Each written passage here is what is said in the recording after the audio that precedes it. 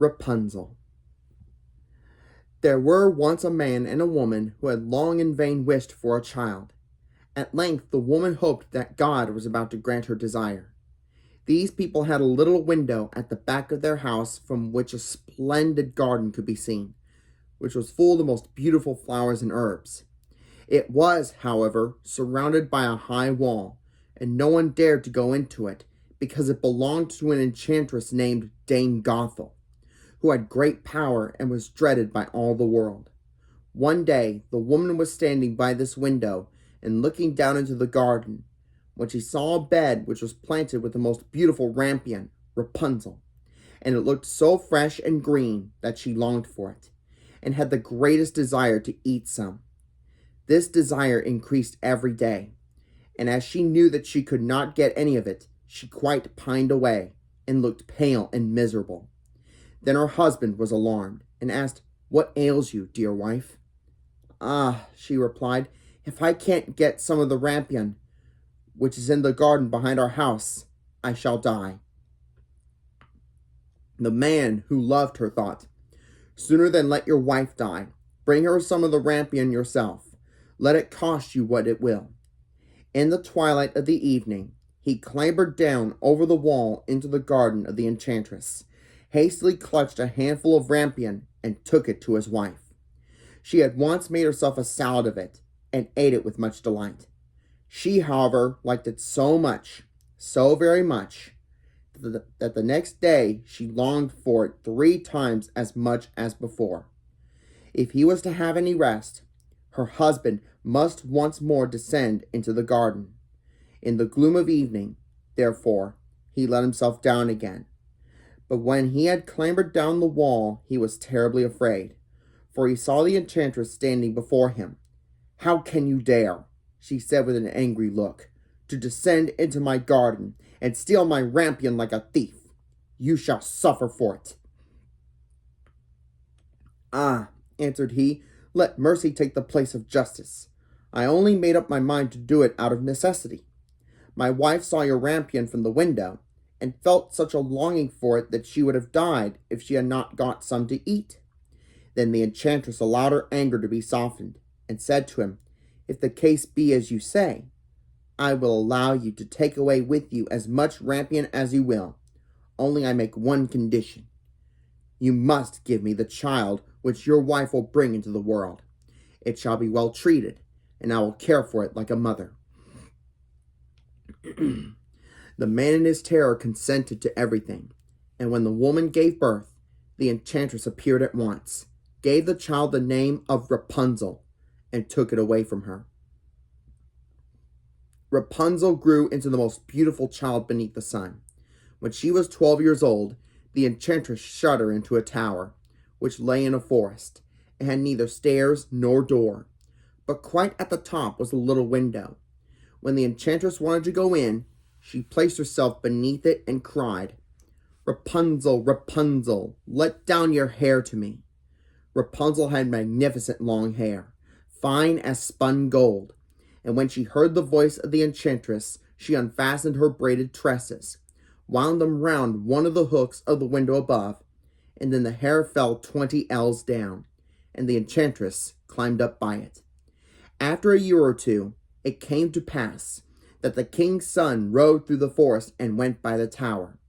Then he heard a song, which was so charming that he stood still and listened. This was Rapunzel, who in her solitude passed her time in letting her sweet voice resound. The king's son wanted to climb up to her, and looked for the door of the tower, but none was to be found. He rode home, but the singing had so deeply touched his heart that every day he went out into the forest and listened to it. Once, when he was thus standing behind a tree, he saw that an enchantress came there, and he heard how she cried, "Rapunzel, Rapunzel, let down your hair." Then Rapunzel let down the braids of her hair, and the enchantress climbed up to her. "If that is the ladder by which one mounts, I will at once try my fortune," said he. And the next day, when it began to grow dark, he went to the tower and cried, "Rapunzel, Rapunzel, let down your hair." Immediately the hair fell down, and the king's son climbed up. At first, Rapunzel was terribly frightened when a man such as her eyes had never yet beheld came to her. But the king's son began to talk to her quite like a friend, and told her that his heart had been so stirred that it had let him have no rest, and he had been forced to see her. Then Rapunzel lost her fear, and when he asked her if she would take him for her husband, and she saw that he was young and handsome, she thought, "He will love me more than old Dame Gothel does." And she said yes, and laid her hand in his. She said, "I will willingly go away with you, but I do not know how to get down. Bring with you a skein of silk every time that you come, and I will weave a ladder with it. And when that is ready, I will descend, and you will take me on your horse." They agreed that until that time he should come to her every evening, for the old woman came by day. The enchantress remarked nothing of this, until once Rapunzel said to her, "Tell me, Dame Gothel, how it happens that you are so much heavier for me to draw up than the king's son. He is with me in hardly a minute." "Ah, you wicked child!" cried the enchantress. "What do I hear you say? I thought I had separated you from all the world, and yet you have deceived me." In her anger, she clutched Rapunzel's beautiful tresses, wrapped them twice round her left hand, seized a pair of scissors with the right, and snip, snap, they were cut off, and the lovely braids lay on the ground.